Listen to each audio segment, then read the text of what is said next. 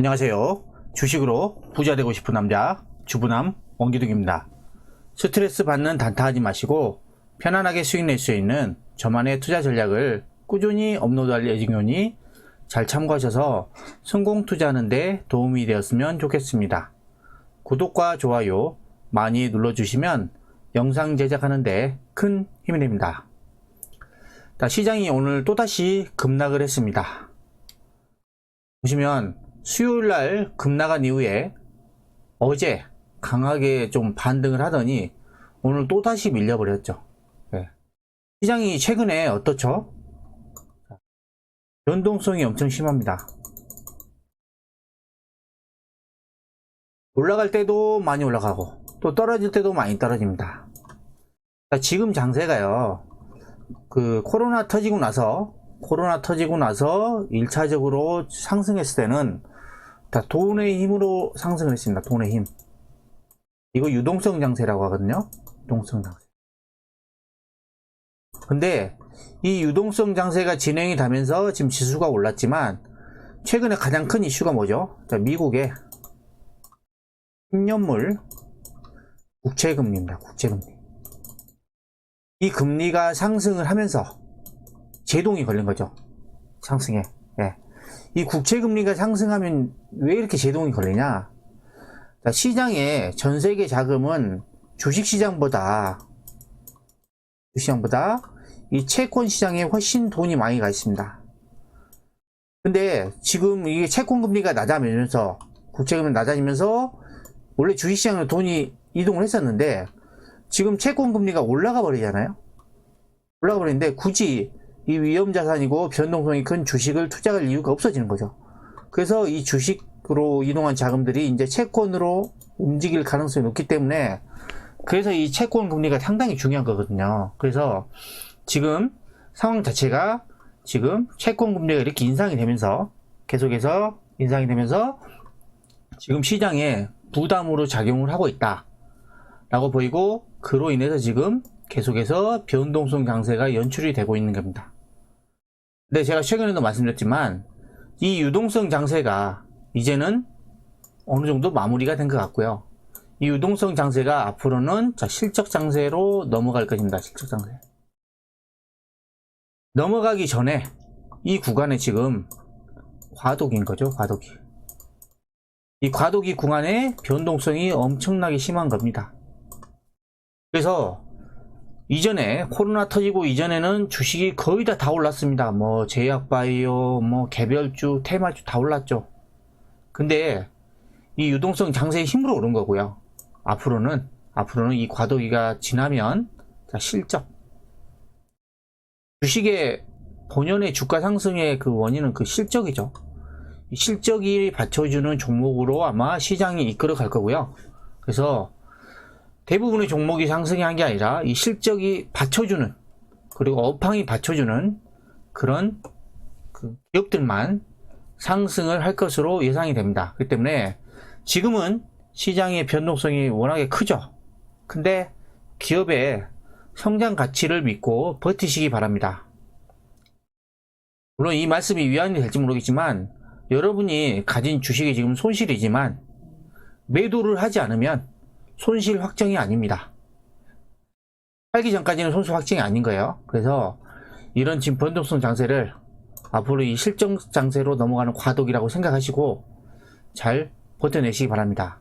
지금 과거에 이런 비슷한 패턴들이 있었는데 한번 보여드리도록 하겠습니다.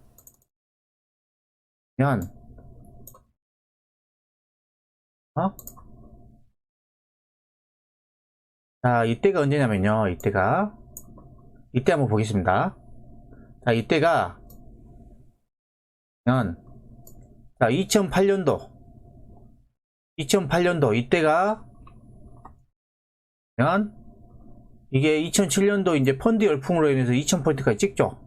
그리고 나서 이렇게 이 2000포인트가 892포인트까지 내려옵니다. 이게 왜 그랬죠? 자, 미국발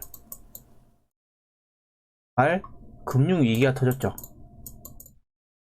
그래서 오랜 역사를 지닌 리먼 브러더스가 파산까지 했죠. 그러면서 이 지수가 반토막이 나버렸습니다. 그렇죠? 그리고 나서 이 지수가 계속해서 바닥을 잡습니다. 그리고 나서 어떤 모습이 나오냐면 시장이 강하게 상승을 합니다. 그죠? 자, 이렇게 시장이 강하게 상승합니다. 자, 이때 보시면 거의 1000포인트가 1670포인트 정도 올랐죠. 70포인트 정도 올랐는데 보시면 요 구간이 자, 유동성 장세의 힘으로, 돈의 힘으로 오르는 겁니다. 그리고 나서 지금과 같은 그 상황을 겪게 되죠. 변동성이 커집니다. 보시면 이게 오랜 기간 상승 하락을 반복하면서 이런 오랜 기간 조정을 거칩니다. 그리고 나서 자, 이때부터 다시 출발합니다. 이때부터 뭐였냐? 실적 장세로 간 거죠. 실적 장세. 그래서 이 장세가 지금 당분간 지속되면서 자, 이때까지 이런 모습으로 지속이 됐습니다. 그렇기 때문에 지금 시장도 지금 이런 유사한 변동성 장세가 나옵니다.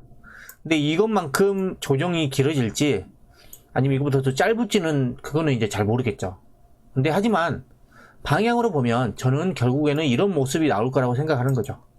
근데 아무 종목이나 사시면 안 되고 오로지 실적이 받쳐주는, 업황이 받쳐주는 데들, 그런 것들을 여러분들이 사셔야 됩니다. 아셨죠? 그래서 시장 급락해서 조금 속상하고 뭐 스트레스 받으실 텐데 앞으로의 큰 그림은 조정 이후에 좀 우상향할 것으로 생각을 하시고요. 너무 스트레스 받지는 마시기 바랍니다. 자, 그리고 지금 보시는 화면은 원달러 환율입니다. 오늘 시장이 또 급락을 하면서 환율이 1.42%나 급등을 했습니다. 근데 환율의 모습을 보시면 자, 여기 한 1130원 정도 될 것 같아요. 1130원. 여기가 지금 저항선으로, 제가 봤을 때는 단기 저항선으로 분류가 될 것 같고요. 당분간 환율도 이런 모습으로 유지가 되지 않을까 싶습니다. 네. 그리고 자, 미국 달러 인덱스입니다. 자, 달러가 이렇게 지금 아직은 약세죠. 약세인데 여기서 진짜 달러가 이렇게 해서 강세로 돌아서면은 자, 신흥국 통화가 약세가 되죠. 그러면은 주식을 다 팔아야 됩니다. 근데 아직 달러의 모습을 보시면 바닥 찍고 좀 올라가는 거 싶더니 또 내려오고 있죠. 달러가 또다시 약대가 될 수 있는 이유가 미국이 지금 엄청난 규모 한 2100조인가요? 2100조 규모의 경기 부양책을 준비를 하고 있습니다. 미국이 돈을 이렇게 만약에 경기 부양책이 통과가 되면 달러 가치가 올라갈까요? 떨어질까요? 당연히 떨어지겠죠. 네. 때문에 달러에는 달러 인덱스를 보면 아직은 별 이상은 없다 라고 보시면 되고요. 그 다음에 지금 이 빨간색 선이 고객 예탁금입니다. 고객 예탁금이 원래 자, 올해 1월달까지만 해도 74조 14조까지 갔죠. 근데 지금은 64조, 거의 이 구간에 조정 구간에서 10조가 빠져나갔습니다. 이 개인들이 못 버틴 거죠, 이 조정을. 그리고 보시면 또 문제는 뭐냐면요. 자, 이 그래프는 지금 신용 잔고거든요. 신용이 보시면 코로나로 인해서 급락을 했을 때 신용이 6조 4천억이었습니다. 뚝 떨어졌죠. 그 전에는 한 10조 정도 됐습니다. 근데 6조 4천억까지 떨어졌죠. 근데 신용이 계속 올라갑니다. 엄청나게. 그러면서 지금 20조를 넘어섰죠. 자, 여러분들 다시 한번 말씀드리지만 신용, 미수, 스탁론, 그 다음에 은행 대출 이런 거 받아서 투자하시면 절대 안 됩니다. 주식은 제가 아까 말씀드렸잖아요. 주식은 위험자산입니다. 위험자산. 지금처럼 변동성이 엄청 크잖아요. 변동성. 이거 못 버팁니다. 변동성 그냥요. 제가 버티라고 한 것들은 여유 자금들만 버틸 수 있는 거지, 이런 빚내서 투자한 작업들은 이런 변동성 장세를 이겨낼 수가 없습니다. 그렇기 때문에 여러분들은 제 방송을 보시는 이 구독자분들이나 다른 여러분들은 절대 빚내서 투자하지 마시기 바랍니다. 자, 그리고요, 김영렬 교보증권 리서치 센터장이 오늘 자, 인터뷰한 거를 기사를 쓴 게 있는데요. 보시면 이분도 지금 유동성 장세에서 실적 장세로 변화하는 중이다라고 설명을 합니다. 네, 보면 시장이 급등락하는 것은 투자 판단이 어려워졌을 때입니다. 지금은 보면 위든 아래든 결정을 못하는 상태죠. 그런 상태이기 때문에 지금 변동성이 커진 거다 하는 거고, 유동성 장세가 실적 장세로 넘어가는 과정에서 겪을 수밖에 없다고 합니다. 아까 최근에는 아까 말씀드렸지만 미국 국채 10년물이 가파르게 오르면서 이제 시장 참여자들의 불안이 가속화됐고 하고요. 그 다음에 또 말씀드린 유동성 장세가 실적 장세로 넘어가려면 겪을 수밖에 없는 상황이다 라고 했죠. 그리고 이분이 보면은 지금 금리 상승으로 인해서 이제 정책 기조의 변화라든가 기업 파산이라든가 이런 게 신호가 어디에도 나타나지 않고 있답니다. 자, 각국의 정책은 지금 바뀌고 있나요? 코로나를 극복하기 위해서 계속해서 돈을 풀고 있죠. 그리고 기업 파산도 안 나고 있죠. 그래서 아직은 그런 위기의 신호가 나타나지는 않고 있다 라고 하고, 지금 보시면 자, 제롬 파월 패드 의장도 자, 고용 안정성을 확보하기 전까지는 유동성을 계속 공급을 하겠다. 자, 파월 의장이 그랬죠. 자, 저금리는 당분간 지속될 거다. 그 다음에 양적 완화, 자, 채권 매입도 당분간 계속 할 것이다 라고 했습니다. 그렇죠? 그리고 이분이 마지막으로 좀 설명하는 게 뭐냐면, 유망업종은 여전히 성장주를 꼽았습니다. 성장주. 그러면 왜 성장주냐? 앞으로 산업이 변화를 하는 겁니다. 산업이 기존 산업에서 새로운 산업으로 변화를 하는 겁니다. 그래서 성장주가 나오는 거고요. 이 경제나 사회를 변화시키는 주도 산업. 자, 이게 뭐죠? 자, 인공지능, AI죠. AI. 그 다음에 자율주행.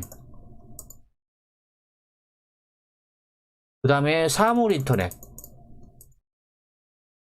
그 다음에 5G도 지금 변화를 하고 있죠. 자, 이런 등등의 이게 다 대부분 이 4차 산업혁명하고 연관되어 있죠.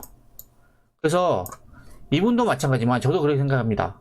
물론 지금 가치주가 다시 오른다고 하는데, 물론 가치주가 올라갈 수도 있어요. 근데 결국에는 시장의 방향은 자, 이 4차 산업혁명하고 관련된 종목들이 시장을 이끌어갈 것으로 저는 생각을 하고 있습니다. 아까 말씀드렸지만 지금 미국은 지금 대규모 경기 부양책을 준비를 하고 있죠. 보시면 2100조입니다. 어마어마하죠. 2100조. 네. 그래서 지금 150개의 대기업도 바이든 부양책을 지지하고 있습니다. 그래서 지금 이 부양책이 이 하원 같은 경우에는 자, 이번 주 후반께 이 후반에 부양책 법안을 표결에 붙여서 법안을 다듬는 작업을 하고요. 그 다음에 사원에서 표결이 완료가 되면 상원으로 넘어가면 자, 이 과반수 확보되면 부양안이 처리가 가능하다라고 하고 있고요. 다만 조금 리스크는 그 하원 같은 경우는 민주당이 다수당이잖아요. 근데 상원은 지금 양당이 50석씩 가지고 있죠.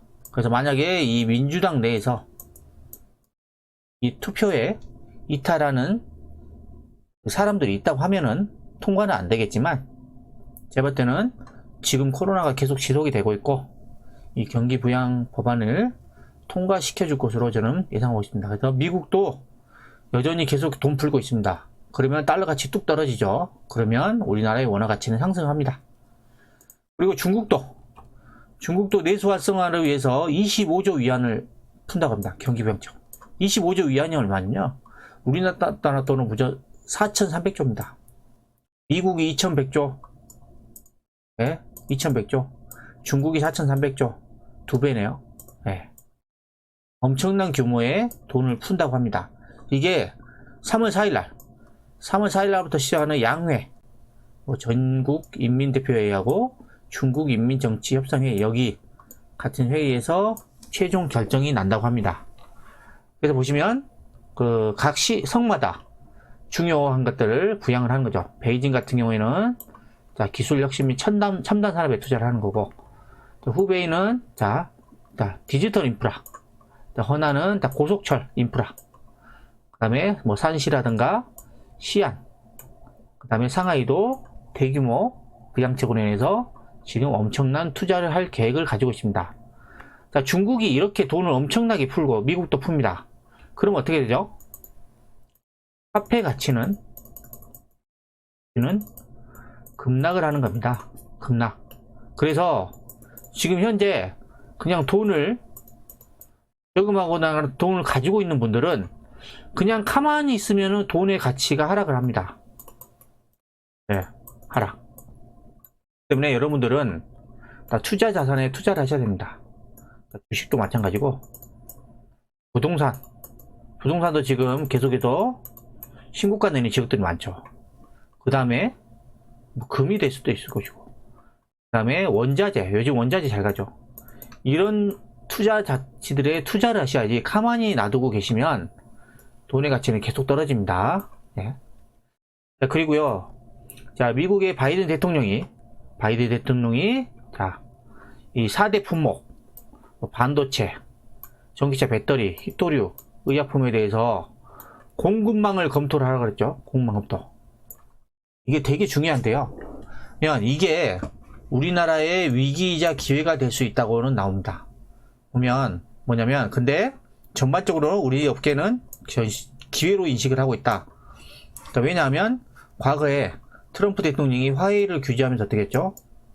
화웨이가 그냥 뭐 엄청나게 시장 점유율도 떨어지고 많이 어려움을 겪었죠. 그래서 보시면 트럼프 대통령의 제재로 인해서 화웨이가 이 스마트폰 시장 점유율이 원래 20% 정도 됐는데 이게 8% 떨어집니다. 6위로 떨어진 거죠. 이렇게 지금 제재를 가하면 이렇게 떨어질 수 있다 라는 거 보고요. 지금 자, 배터리 업계는 자, 중국 배터리가 미국 준치를 맞게 한다고 했죠. 그래서 원래 세계 지금 자동차 배터리 세계 1위 중국의 CATL이 미국에 공장을 지으려고 했습니다. 근데 못 짓겠죠. 수도시켰죠. 근데 우리나라 LG 에너지 솔루션과 SK 이노베이션은 미국에서 지금 전기차 생산 공장들과 손잡고 배터리 공장을 짓고 있죠. 네. 미국하고 중국은 단순 무역 전쟁을 떠나서 자, 패권 전쟁입니다. 패권 전쟁. 그렇기 때문에 이게 패권 전쟁이 하루아침에 끝날 전쟁이 아닙니다. 네. 미국은 지속적으로 중국을 압박을 할 겁니다. 그래서 이 배터리도 이렇게 되는 거고, 분명 아까 말씀드렸던 중국 배터리 업체들이 앞으로도 미국 공장을 못 짓게 합니다. 네. 미국을 왜 지으려고 하냐? 미국이 전 세계 자동차 시장의 1위입니다. 1위. 네. 그렇기 때문에 이 미국의 공장을 지어야 배터리 업체들이 계속 성장할 수 있는데 이걸 못 짓게 하니까 중국 배터리 업체들은 앞으로 좀 힘들어지겠죠. 네. 그리고 보면 자, 삼성전자가 미국 파운드리 공장 증설을 가속할 것이다. 자, 삼성이 지금 기존의 오스틴 공장에 추가 공장을 증축하는 방안을 검토를 하고 있죠. 이게 투자 금액만 19조입니다. 19조. 자, 이게 지금 보면 그 바이든 행정부는 자, 반도체 공급망을 자국 내에 두고 있는 기업에 아마 물량을 줄 가능성이 높습니다. 그래서 자, TSMC가 지금 대규모 투자 계획을 발표를 했고 삼성도 또다시 투자 계획을 발표를 하고 있죠. 네. 자, 그리고 이 전세계 지금 작년도에 그 전세계 파운드리 시장을 보면 자, 지금 대만의 TSMC가 54%로 압도적입니다. 현재는. 그리고 그 지금 대만의 UMC 이 두 개 합치면 61%거든요. 61%. 대만이 압도적으로 이 시장을 장악을 하고 있고, 자, 그 다음에 2위 삼성전자가 17%로 자, 계속해서 치고 올라오고 있습니다. 그래서 이 반도체도 첨단 산업에서 핵심 부품이죠. 뭐 군사에도 들어가고, 그 다음에 아까 말씀드린 4차 산업혁명의 핵심 부품이 반도체죠. 그래서 미국은 이 반도체를 통해서 자, 중국을 계속 압박을 할 것이다 라는 게 계속 나오고 있습니다. 자, 그리고 마지막으로요, 제가 ESG에 대해서 계속해서 말씀을 드렸죠. ESG. ESG가 뭐냐면요. 다 친환경, 그 다음에 사회적인 책임, 그 다음에 지배구조 개선입니다. 그래서 전 세계 돈이 이 ESG 펀드로 엄청나게 몰리고 있습니다. 그러면서 지금 바이든 대통령도 앞으로는 탄소 배출권 규제를 하면서 앞으로는 탄소 배출권에 해당하는 기업들은 자, 수입을 막을 수 있는 그런 내용도 얘기한 적이 있습니다. 그래서 앞으로는 ESG하고 관련되는 기업들만 부역이 활성화될 수가 있는데요. 보시면 반도체하고 바이오하고 자동차는 수혜입니다. 하지만 그 탄소, 이산화탄소가 많이 나오는 석유하고 철강은 타격을 받죠. 보시면 ESG로 인해서 타격받을 산업 보면 다 석유 제품이죠. 그 다음 석유화학, 철강, 요것들이 원래 가치주라고 하는 종목들이죠. 가치주. 앞으로는 지금 당장이 아니지만 타격받을 수밖에 없습니다. 예, 국가 정책이 그런데 유럽도 그러고 미국도 다 그렇게 지금 움직이고 있습니다. 반면에 ESG에서 전망 밝은 수출 산업 보시죠. 제가 계속 강조했던 반도체가 28.9% 제일 셉니다. 반도체. 그 다음에 2차전지. 그리고 여기 자동차는 전기차하고 수소차죠. 근데 여기에 타격받을 자동차는 내연기관이겠죠. 내연기관. 전기차. 그 다음에 바이오. 때문에 여러분들은 계속해서 성장산업이고 ESG로 인해서 밝은 수출산업, 반도체, 2차전지, 그 다음에 수소, 전기차, 이런 쪽을 집중적으로 관심을 가지고 계셔야 됩니다. 자, 이번 주는 시장이 이 급등락을 반복하면서 혼란스러운 한 주였는데요. 자, 유동성 장세에서 실적 장세로 넘어가는 과도기이기 때문에 실적이 급증하는 종목을 매수하셨다면 기업의 성장 가치를 믿고 잘 버티시기 바랍니다. 자, 주식 급락했다고 해서 너무 스트레스 받지 마시고요. 3일 연휴 동안에 편히 쉬시기 바랍니다. 지금까지 오늘 주식시장에 대해 알아봤는데요. 영상이 마음에 드셨다면 구독, 좋아요, 알림 설정 부탁드립니다.